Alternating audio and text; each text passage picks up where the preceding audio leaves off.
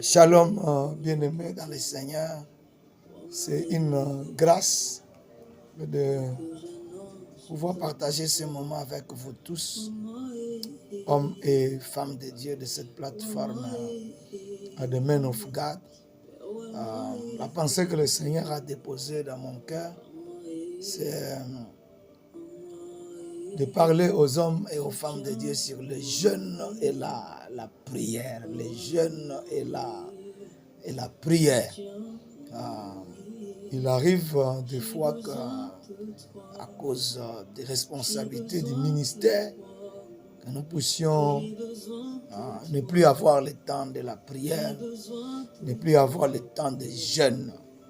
Et donc je suis venu par cette vidéo nous rappeler cet exercice spirituel dont nous avons besoin en tant que des hommes et des femmes de Dieu concernant et touchant le jeûne et la prière. Et je suis dans Luc chapitre 5e. Je prends les versets 33, 34 et 35. La Bible dit, ils lui dirent, les disciples de Jean, comme ceux des pharisiens, jeûnent fréquemment et font des prières, tandis que les tiens mangent et boivent. Donc c'était une remarque qu'ils étaient en train de faire au Seigneur Jésus, notre maître, le maître de la moisson. Et Jésus va répondre, verset 34, il a répondu, pouvez-vous faire gêner les amis de l'époux pendant que l'époux est avec eux? Et au verset 35, Jésus dit, les jours viendront où l'époux leur sera enlevé, alors ils gêneront en ces jours-là. Donc la question était posée et ça faisait couler de la salive dans les camps des autres, parmi lesquels les pharisiens, les scribes et autres. Et ils ont interpellé Jésus. Il dit, mais ceux des pharisiens et ceux de Jean-Baptiste sont dans le jeûne, sont dans la prière, et cela de la manière fréquente.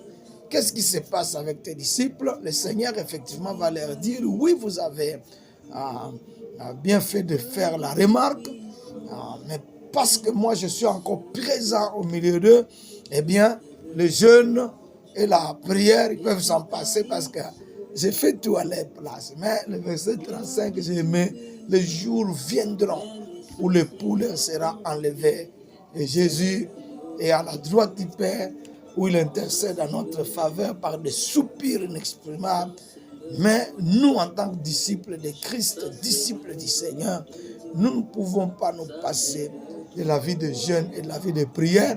Et tout de suite, déjà dans les Actes des Apôtres, au chapitre 6e, eh bien, les apôtres ont remarqué qu'ils ont commencé à être distraits par la distribution au niveau de l'Église qui avait connu une croissance exponentielle.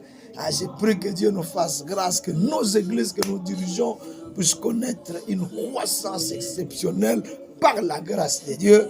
Mais quand bien même la croissance viendra et que nous aurons beaucoup de choses à faire, n'oublions pas le jeûne et la prière.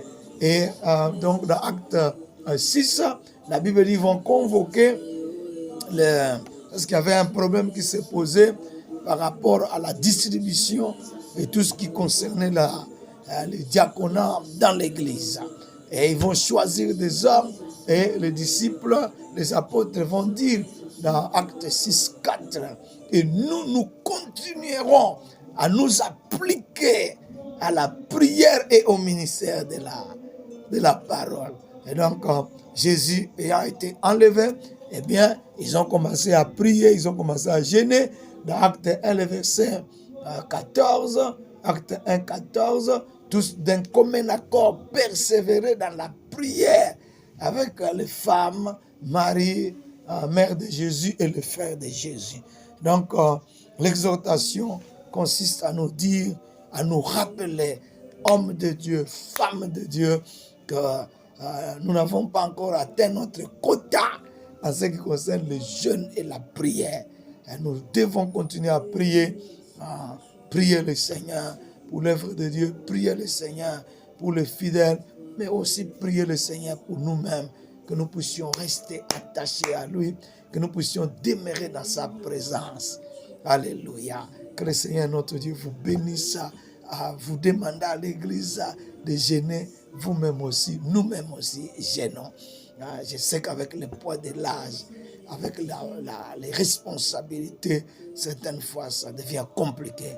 Mais si nous avons de la volonté, eh bien nous pourrions y arriver et la grâce de Dieu continuera à